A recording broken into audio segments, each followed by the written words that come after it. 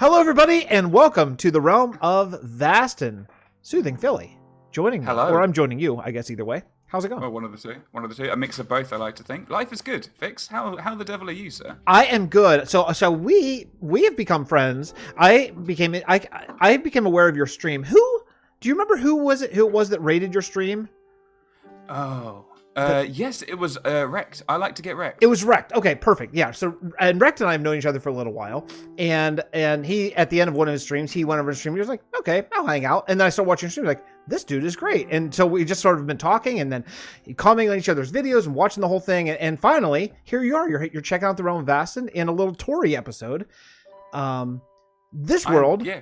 Is huge. So for your viewers who may not know what the Realm of Vasten is, mine probably do. This is episode 378 overall, or somewhere in that area. So what the Realm of Vasten, now we're in creative right now because of the Tor aspect, but it's an SMP. It's all survival mode, with a few command block sort of exceptions and things like that we could talk about. And right now we're in Spawn, and I thought, rather than show off Spawn, because you see that every World Tour, let's go down the road and see some of the little hamlets and things like that that I think might be interesting and points of interest. And it's something we were talking about pre-recording a little bit, is not just the kingdom, like Kingdom 1 and Kingdom 2, but the actual space between kingdoms, which is equally important and I think forgotten a lot of times. Yeah, as I was saying sort of before we went, it's a concept that before sort of I was introduced to you guys, I hadn't really come across this sort of the idea of having paths between places and stuff along those paths, and I love it. And by the way, Fix just turns around and tells, "Oh no, this is Spawn is a mess," says Fix. I'm just sitting there going like, yeah. What is going on? This place looks beautiful. It might just, I mean, it's not just the shaders, but the fields of wheat, the towns, love it. Big fan. I'm happy. I'm very excited. I'm gonna set time day just for the tour, for the purposes of the tour. So you know, one of the things that we decided about when I started this world, I had come from a modded background, and modded you always have teleports or at very least a nether path and that kind of stuff. And I just decided that makes worlds not feel real. Like, if you're going from town 1 to town 2 and you just take a teleport, well, then you might as well be going to a different server or even a different game even. I mean, it's a totally different thing. Whereas I wanted to have actual roads that connect everything. And then I realized, well, this is going to be an SMP. So I might follow through with that, but no one else is going to. You know what I mean? Like, they're going to build a nether path because that's a lot faster. That's sort of the origins of the Nether War, and what we came up with is well, okay, so we're at war with the Nether, so that means you're not allowed to go in the Nether because you would be killed. That's kind of the idea. So that forces everyone to actually go on the roads, or at least Electra over them as it goes, later. Yeah, of course. This is the first windmill I ever built. This is a Master Command patron build, actually. That's cool. He wanted a windmill for a farmer who lost his daughter in the Nether War and wrote a bunch of lore for it, and so I tried to come up with a windmill. It was okay. It's all right. That's really cool. I like that sort of. Do you know what? I think I saw that video, or at least I remember. Yeah, I did, because that was the first Lore of Vasten video I found. Oh, okay. Oh, yeah. I was at work, sort of watching it in the background, because I work nights at a hotel, so I have time for that sort of thing. Shh, don't tell my boss. But yeah, and I remember watching it. I think, oh, that's like the idea of the storytelling. I was like, that's a really cool amount of detail. That's an incredible build too. I think the details of this must have missed me, because that's so much more detail than I would have put into a windmill. I'd have done like the standard tower and like the little building off the side, not this whole sort of series of roofs and things like that. This was I was building this isn't actually that old. I was building this whenever I really was getting into odd shaped houses. So if you look at the footprint, there's like very few straight edges, and I was really getting into that, and I still am. I mean, that's still my sort of the way I still currently build, is try to build things that aren't straight or even aren't diagonal, like are just kind of almost random, weird. So I built that up on a little tower. I thought it was okay, and then I learned something from Artocraft. Are you familiar with Artocraft?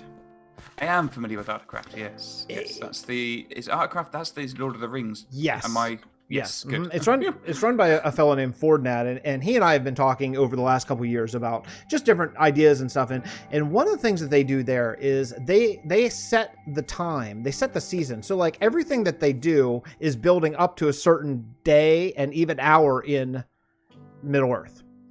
Right. Yeah. Which I think is interesting because that's sort of a way that we've taken that here, and we've decided to make this world set in like early autumn time.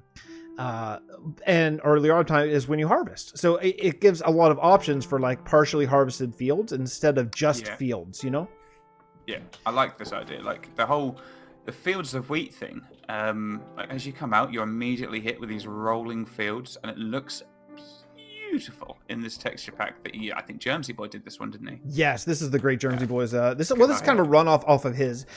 His texture pack's called. Stole that from my solo project. It's really amazing. His is called a Little Taste of Germ, this is called A Little Taste of Vasten. And it has a few differences, well, some differences, because we didn't start using his until season 2, and at that point we had already built some 20 some kingdoms. So there were some things that needed to be a certain way, you know. But other than that, it's the double high wheat. So when you're walking through the fields of wheat, you really like get hit right in the face with it. It's really great. I may have, hang on. There you go. I may have accidentally broken some farmland there. Never mind. It's early autumn. You're supposed to harvest it. But yeah, the whole. I like the partially. I like the fact that A, it's partially harvested, and B, you've left the harvested sort of bundles in the field, as you do find in sort of IRL when you're wandering around. Yeah, that's that's again straight out of Artcraft. I'm sure lots of other places as well, but those guys are that's one of the most inspiring places. Like if I'm ever feeling, well, it's rare that I'm unmotivated, but if I'm ever feeling unmotivated to build, I'll just log on there for about a minute and a half, and I'll be like, yep, I want to go build this, I want to build this, I want to build this, you know. It's my brain is now full. It's really amazing. So, and you can see like this is our first town. We spawned in a birch forest, and we had no smooth stone. We didn't have silk touch or anything. So our materials for pallet at that time were limited. By the way, the gray, that's our birch log, which is nice. It actually makes it usable, since I find birch to be not. Yes. Well, strict birch, I love with the passion of the thousand suns. I agree. But yeah, no, you're right. Yeah. Unless you're doing a 70s zebra rug carpet, then birch logs themselves are no good.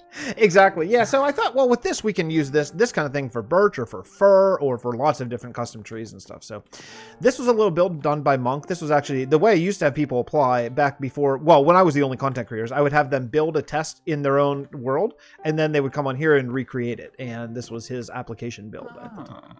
So he wrote a whole story behind it. Idea. It's kind of a cursed farm that wheat doesn't grow. That's why it's sort of empty, and a bunch of lore there. It was a cool build. I like it. And it's such a cool like hay barn. Yeah, he did a really nice job. I found the shape of the barn actually was really, really interesting, and the fact of leaving it open I thought was really interesting. Not something I would have ever done myself. See, left to my own devices, this would have been the entrance down here, and this would have been like a patterned roof. So I would have sealed this off. But I like this much better. That's we're going to actually see another one of Monk's builds. That's one of my favorite things about playing on a multiplayer server is seeing things that I would not have done, and that I just love that so much. What are you doing? I hear the dog. Speak, dog. Yes, just go. I'm not going to edit this out. I want to hear his dog speak. SOOTHINGFILLY, he was telling me. She just looked at me like a further, like I know what you're doing, and she just poured off. Do it, make a sound. He was saying, it was like, rah, rah, right, something like that. Not yet. No, she's wandered off. Oh, darn it! We missed her chance. I had to put the cone because I can't keep an eye on her while we record this. I had to put her cone back on her head, so she is sulking with me to the nth degree. Oh, poor pup. That noise you heard was her walking into the door because her cone can't fit through the space. Oh no! Oh, that's okay. My sound effects are usually like some child throwing something down on the ground. Usually expensive things. Yeah, smash that. Was an iPhone. My 3-year-old is the most gentle, like just gentle, careful kid, and my 1-year-old is just like the freaking Hulk. He's like destroyer of worlds. He walks in, he's like, oh, how much you pay for this? I will smash it. Yeah, what an expensive chew toy. You shouldn't have bought this. I have never seen this before. Someone did this. Here lies Womble Nutters, a weird-looking fellow.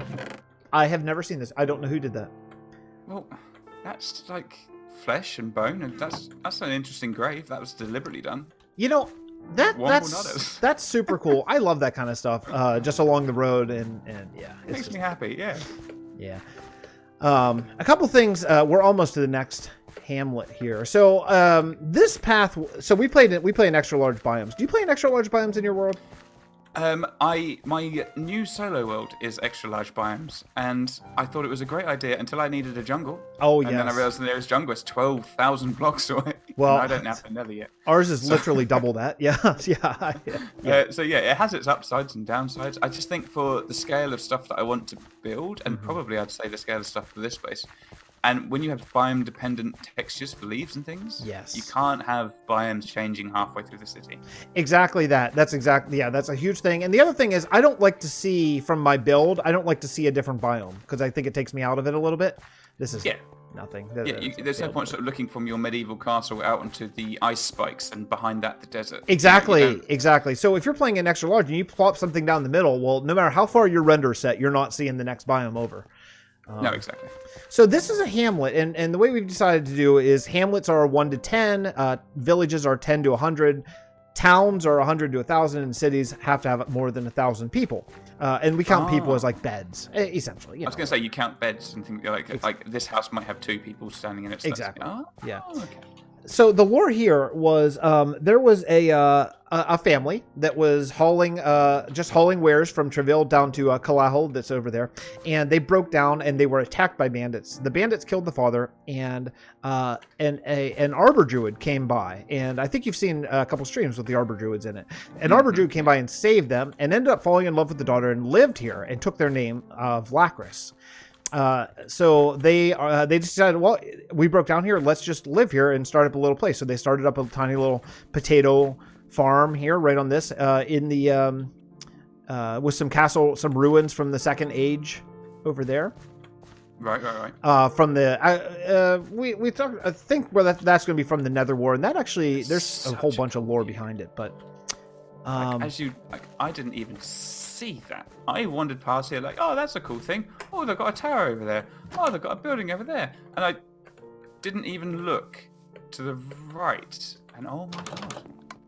Yeah, I think that kind of stuff adds a lot. Like, adding age to a world is really challenging, but unbelievably rewarding, I think. These look amazing. I mean, I'm so happy with this. Like this, since I found this realm, this Vasten thing, it's changed the way I think about like building, and like building and world building in particular. Well, that's kind of where we're always at, is like, when you look at a lot of people's world, everything is essentially new, or even if it's a little run down and stuff, it's still newish, like maybe even 50 years old, right? But those things aren't 50 years old. Those are like 1,000 years old, and that shows age of the world. So when you're walking by, you feel like you are in a place that's been around for a long time. I think that's really important. Sorry, I just had to know what that was. Cyan glazed terracotta. That's cool. Did you place it in all directions? No. Try it. Okay, hang on. Wait a bit.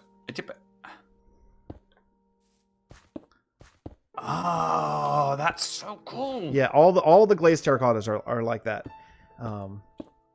Yep. So that one's like crates and stuff. There's all kinds. Here, my favorite is black. Here, check out this one. This is a fun one. I think those ones those are so usable. Those are so usable in so many different things, but flooring for these two. Oh my god. Exactly. Yeah. The brain, it's stuff like this. It's weird how like non-Minecrafters might look at me right now and call me an absolute raving nerd, and I'm not sorry, so go away. But I see stuff like this, and my brain just starts to fizz. Yeah. Yeah. There's really, that's how we get like the Tudor blocks too. Yes, the Tudor blocks. They're forming, because I've stolen the texture pack. They are forming the next build I am working on in my own world. Do you know that the debug stick will change the direction? I do now. Yeah, it's now you have to use it in creative. I'm still waiting for, hey, someone who's watching this video, make me a data pack that makes debug stick usable in survival, and I will love you forever. That's all I'm asking for. This is the man who put this world together, Mojang. Listen to him. Yes. Just, you don't even have to make it craftable in survival, so it won't be in the game for people who don't want it, but make it usable in survival, and then we can add a custom recipe if we want to, you know? Yeah, you can just put one in a chest so that you have to go up and throw a diamond in, and it takes it, and the chest opens, and you can get the debug stick sort of thing. Yeah, and it changes. You can do things with stairs that are really cool with the debug stick, or you can make fences attach or not attached to things. Just as a builder, it is wonderful. And then plus the glazed terracotta, which is super cool. I think because I started watching Building with Germ, and I think I saw him use the debug stick to attach a fence post to a leaf block so he could make a better-looking tree. And I'm like, that's how you use that thing. I always thought it was to fix broken stuff, but no, actually. Now, as a builder, it is one of the most absolute thing. Like it might be the one thing I would add to the game. We talk about this way too much. Like, what one thing would you add to the game if you could add anything? And that might be the one. Like the debug stick would be so good. I think spawn-proof beacons. The one I like that no one agrees with me on is like a super beacon, like a bigger, like a tier 3 beacon. That's super expensive, but allows creative flight within that area. That's all I want. Hang on. You were talking about, what was it? Air conduits. Air conduits. If anyone, by the way, is watching my YouTube video here and has heard of the Spawn Chunks, I will put a link to their podcast. It's one of the most entertaining Minecraft podcasts I think I've ever heard. And it's where I first heard the soothing tones of Fixxitt. Wow. So I've never been accused of that before. That's crazy. now you've lost. Now everyone's like that, clicking off. Yeah. Bye. Yeah, the Spawn Chunks with Joel Duggan. Joel, who plays here in the wonderful Pixel Riffs. Yes, very talented. Such a cool pair. It's very well. The podcast is very well done. The editing, sort of the general sort of vibe of it is very, very neatly done. I would highly recommend checking it out.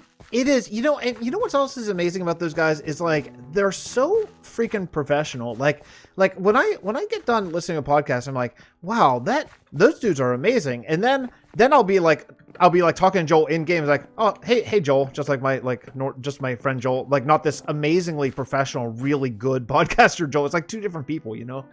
They're so good. I agree. Anyway, it's just Joel's ego is going to explode now. So we'll move right. So one thing I talked about in that podcast, or no, in the Wells Night tour actually, was a lot of excuses to build stuff. So we have this bridge going across here, which is low because the land is low, and then over on the other side, the land goes up high. And I was thinking about, well, how are we going to? Like how? Are you just going to put stairs, I thought, well, why don't we use this little tiny island and create like an abandoned garrison here? And that'll also act as the way to get up. So you actually go through, this is actually how you change your elevation. You go through here and you find your way up. And it's all big enough for a horse because, before pre-Elytra, I thought we would actually ride horses, which we don't and no one does, but... I do that in my world. I've always got horses. I wish that I would more. I was just talking to Pride, I think, about this last night. I really wish that I would take the time and ride horses more. But then again, I'm like, well, or I could just fly over there in like 2 seconds, Yeah, it depends really, because I don't know. I definitely think horses have a place.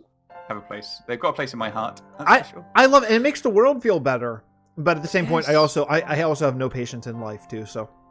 You combine those two things, and so we were at some war here. This was an outpost in a war between Kalahal and Sandrasku. Sandrasku is our prison city, also functioning as our mob farm. Right.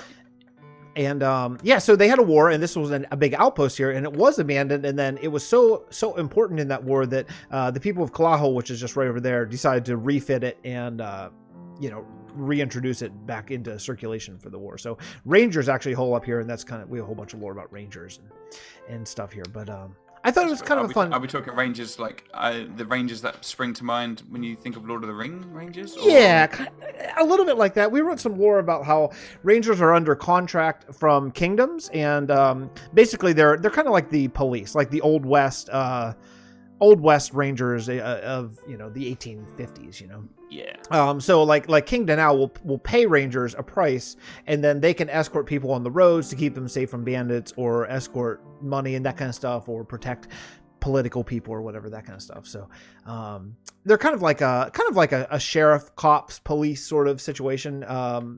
but they can also be hired up by individual people, and that's kind of one of the storylines that I'm following through this season. But that place is called Harrison's Garrison, and it's named after my son. My older son is named Harrison, so it's his place. That's cool. I really like that place. I'm loving the use of brick wall, of cobble wall. I'm sorry, I'm nerding out as a builder here. I'm loving the use of brick wall in the wall to make it look like the regular bricks pop out. As opposed to just looking like a stone is missing, actually make them look like the regular cobblestone bricks look like they pop out of the wall because they're surrounded by wall blocks. Right. Yeah. Mm-hmm. Yeah. I love it. It's pulling dimension the other direction from the direction you usually think. I think. Yeah. Exactly. But I've come a long way as a builder. This is real. Well, this is the last very I would say poor build because I use like no variation, and I would never build like this now. But 3 years ago I did, and that's, you know, it's a time and place. We're about almost 3.5 years into Vasten at this point. Wow. Jeez, 3 years ago I was playing Bedrock, like, you know. Well, I was too, briefly. I played Bedrock for about a week and a half, and I got so frustrated with the cell phone controls. I'm like, all right, I'm gonna get this on the computer, and we'll try it there. No, I was playing on the Nintendo Switch and the PlayStation. Oh yeah. So over there is Kalahal, and I did a tour already, but that was our second town. We started that episode 50 of season 1, but instead I thought we could just kind of go over here and kind of end with one more little hamlet and the End Temple, which the End Temple is one of my favorite builds. You'll see it rendering in here shortly. We keep render distance at 10 on the server to help connection issues from people who live far away. Right, yeah. But yeah, the End Temple is cool. The End Temple has a lot of lore to it. And there's some religions in this world, and one of the religions is so one of the things we try to do here is we try to do, if it's in Minecraft, then it's in the world. So like Endermen are here; they're like a real thing in our world. So we have to. So there would be people, if you would imagine, who would kind of worship them. And so this is the Church of the End. This is their main temple, and it is directly over an end portal, and we dug it all out. So if you go to any Church of the End in any city or any town or anything in the whole world, at the front of the church, there is a hole that you can basically sacrifice yourself, and you fall in, and you're teleported up to the very top of this temple. So we can just fly up. Okay, so I've seen this in a video, like I think it's the Wales Night tour. Being here in person, it's like twice as big as I thought it was. Like, wow.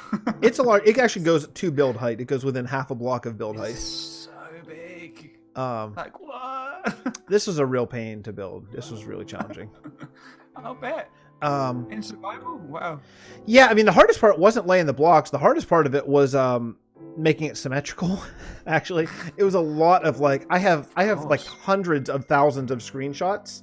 I was gonna say screenshots, yeah. And even then, you constantly ender pulling around. I mean, this is the point where you buy yourself a second screen so you can have a screen. Yeah, it was or a second account, even just have someone looking at it. Yeah.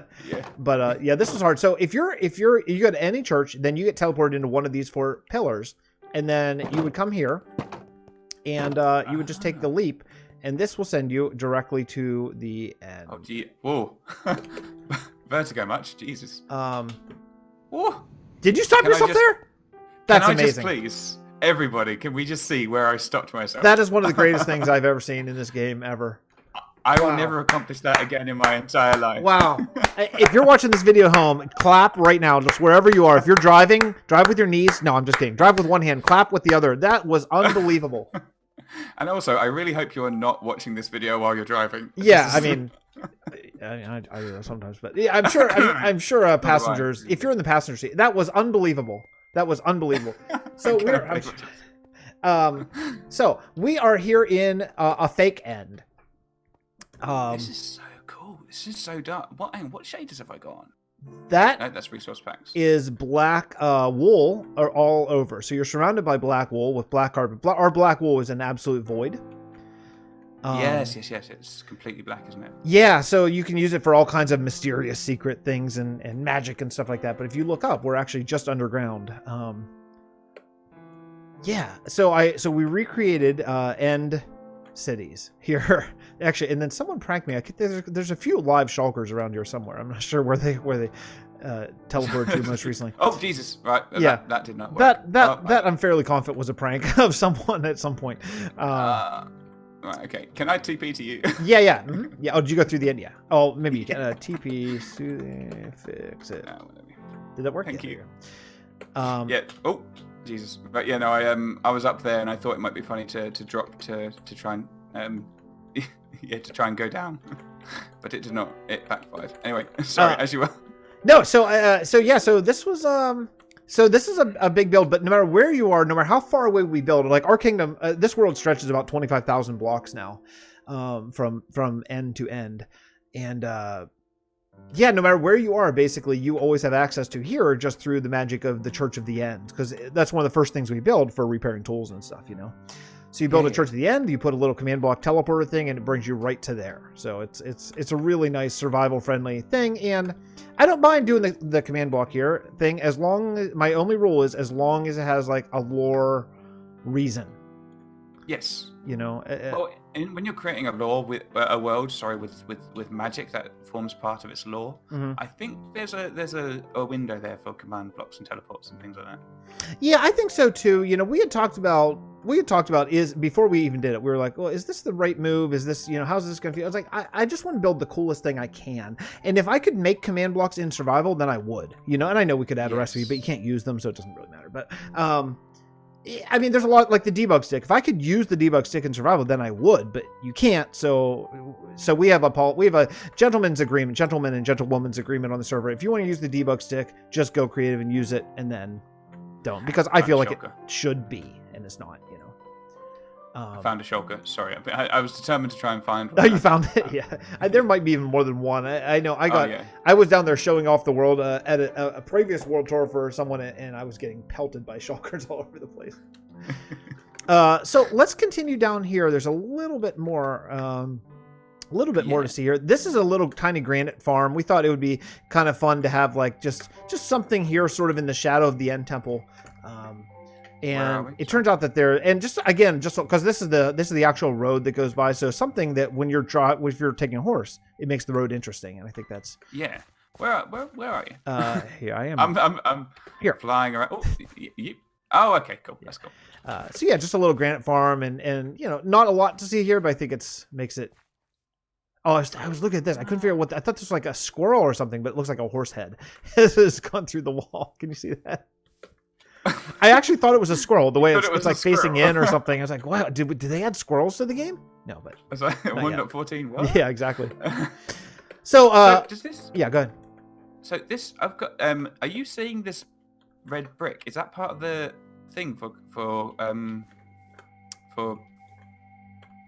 what's the word? Granite. Aha! I bet do you have a overlay? Is it just like a quarter of a block red brick? Yes. Yeah. So that's a texture pack bug. I've actually fixed it on my end. Cylon did a little hot patch for us, but I'll send you that. Cool. It's just an because that's the color of Germ's granite in his pack now. He's changed it since here, but at this point we had built out of a ton of it, so we sort of couldn't. It messed with the palette. Of white sands too much actually. So yeah. So let's just fly quickly over here because there's a custom forest that I think we could maybe wrap up with. And love a custom forest. Yeah. So you've seen some of this in streams as far as the way we fly in trees. So we have kind of a thing that we've worked out to build giant custom forests because it is like years of work to build one all by hand, you know. So we use structure blocks. And you have to build the tree one time legit in this kingdom called Adjury, which is just the home of custom trees. And then after that, then you can use structure blocks to put them down anywhere you want. So that it feels like the right trade-off, you know. And we've written lore around it. There's a whole kingdom of people who their job is to come and plant these forests. You know, that's their entire job. They're trying to, because in the story, in the world, the whole world used to be filled with trees this big. And then over time, they sort of shrunk down and became the Minecraft procedurally generated trees that we know and love now. And the Arbor Druids, their mission in life is to come and replant these kind of trees and use their arbor magic to sort of make it happen. These look amazing. These look so cool. So yeah, these are fir trees, and anytime you want, you can just use the structure block, and you can pop in a fir tree 1 through 7, and boom, it's right there. This Mojang is what forests look like. Yeah, I'm sorry. We really enjoyed this doing this build. We did this in with the power structure blocks. We did this in like 2 days. This is so cool. Just the ability, yeah, because obviously it's a tricky sort of argument. You can play the game however you want to play the game, is my argument. Yeah. Like there was an argument to be had that, is peaceful mode cheating, is creative mode cheating? Right. No, they put into the game. So play the game how you want to think. And the balance that you guys have struck so that it is... I always think that building in survival means something more, if that makes sense. There's more effort gone into it, that you have to gather the resources and things like that. Right, yeah. But the balance that you've struck between the use of things like command blocks and, the debug stick and things like that, the balance between those sort of creative perks and the survival world, I think just makes for a survival experience that's epic without breaking the game, without breaking the thing for it. Yeah, they talked about that with Sausage, I think, on the Spawn Chunks podcast, actually, like, what is cheating, because I think Pixel Riff said someone's like, oh, you're cheating or something like that. I think that my definition for it is going against the rules that you yourself have set up. Yes. I think that's kind of where it falls. And you can set up whatever rules you want. Like, you could say, well, I'm allowed to place cobblestone in creative, but nothing else. Well, then, fine. But then if you start placing smoothstone, well, then that's cheating or changing the rules or something, And I think the rules that we've set up very early in the server are you're allowed to do forest sort of in creative, and you're allowed to do command blocks in creative and stuff like that. And you're allowed to go spectator mode anytime you want for YouTube purposes and stuff like that, because, or even to check builds and things like that. But you can't do a build in creative, and that's just I have no way to police that. You know what I mean? That's just we're all on the same page. We're all rules, isn't it? It's anonymous. Exactly, and and this whole server is all content creators, so having the ability to go spectator mode to show your viewers what's happening is really, really nice. Yeah. Absolutely. Like my argument would be that if this was like 100% survival, no structure blocks, then this forest would consist of maybe 7 or 8 trees. Exactly right. And that's exactly where we're at. That's exactly what we thought. We thought because I do a series called Build Study where I go in people's survival worlds and I take a look at them. And what you inevitably find almost every time is, wow, this world is really small. Like, it looks huge on YouTube because the people that I've done are master videographers and things like B-dubs and Wells and stuff like that. But then you actually get in the world, like, yeah, this is not that big. Now, granted, it's a solo world, but still. And granted, you're coming from the realm of Vasten, Fixxitt. I wanted huge. Yeah, exactly. And so the only way to realistically do this, even with a build team of 10 people, with our time, because none of us are full timers. We all have lives and jobs and families and stuff. So I felt like it was a good way to sort of split the difference. I like it. The last thing to see is my very, very most recent build. Literally, I was working on this right when you logged in. Cosmic Dancer's build. This is for the great and wonderful Cosmic Dancer. Still working on it. But I thought this would be a fun place to leave off. Holy wow, has this come a long way since the live stream I saw you putting this floor down? Yeah, I sheared a few trillion leaves, I feel like. And I just took down the scaffolding this morning, so. These dead trees with the dead coral, hang on. I'm not sure if this is cool or not. Break it. If not, break it. Oh, okay. All right. Yeah, Dove set this up, and I really like it. I like it a lot, actually. I think I'm going to have do a whole bunch of these. So there's some lore here. The elves. There used to be elves in this world. They all left when man betrayed them. There's a whole bunch of lore about that. But man betrayed. Man didn't come to the rescue like the treaty said that they had to. So the elves were like, that's it. We're out. We're leaving. So they left the world. They actually went to the end. Man doesn't know where they went, but they went to they left. One of the things we'll probably be building next season actually is an elven kingdom in the end. It should be very, very fun. Yes. But so this is where the elves had their meeting, and they said, okay, that's it. We're out. Burn down the whole city. Burn it down. They used elven fire to burn it, and that elven fire never goes out. So that's why this land is all ruined. There's where the city used to be, there's nothing here. The only thing left is this tree, and that was built by the Arbor Druid, or grown by the Arbor Druids. in an attempt to heal the land, and it's not working, as you can see. So that's kind of where the lore is on that. But so I like these little tendril sort of roots you've got coming out from it. This is so cool. Like, so cool. This is fun. I've been hard at work over this in the last. I've gotten some help. I didn't do most of the texturing. I got some help from Dee Dee and Dove. And one of the nice things about having a crew here is I'm like, hey guys, listen, I'm going to start this, but then can you and all of a sudden then it's done, and it's really great. Well, otherwise you may as well just have a solo world. It's the joy of the SMP, I think. I agree, and everyone's on. And the beauty of it is everyone's on board. Like I say that, and they're like, yep, we'll be right there. Yep, I'm on it. And it's very such a positive thing. But well, I think we've hit our time. Hit our time. Thank you so much for joining me. So, because I could literally spend all day flying around this thing. Well, folks, I have linked for the last couple weeks Soothing Philly's wonderful channels, both Twitch and YouTube. I hope I did in basically every video I do. I cannot recommend enough. If you want to have a good time, go by Twitch. So follow, right? Follow is the word. Follow this man. Check it out. I think you will really, really enjoy it. YouTube, hit subscribe. He has a world called Nationcraft, right? Yes. Yes. And you started a new series. What's your new series about? My new series is a solo world. I'm recreating the Discworld from the Terry Pratchett books. If any of you all are familiar from it, I've been a fan of Terry Pratchett my entire life. Sadly, he passed away in 2015. So I am doing a solo world recreating the books. Well, it's not really the books. It's more like my interpretation, like the world that they painted in my imagination. I'm kind of rebuilding. That's an unbelievable thing to even attempt. That is so hardcore. Well, so far I have like a mostly cobble circle that's going to be a plaza. So it's literally, episode 1 went live yesterday. So it's so brand new, it hurts. Well, so get in on the ground floor, folks. Get on the ground floor and check out that series and the Nationcraft. You'll really like Nationcraft. It's Vasten-esque in some ways. It's building up the world and kingdoms. It's an SMP, and I've really enjoyed watching those videos as well. So awesome. Check it out, folks. Soothing Philly, thank you so much for joining me. Fix. I can't thank you enough for having me along. The discovery of this world and your talents, and the talent, it's not just about the talent, it's the talent that you attract to you and to this realm has been mind-blowing and a real eye-opener for me. So thank you so much for having me on and showing me around this beautiful world. I can't... Well, thank you so much. It's really been a pleasure. It's a pleasure to actually speak to you in voice for once as well. And we'll see everyone next time. Yes. See ya. Bye, everyone. Bye.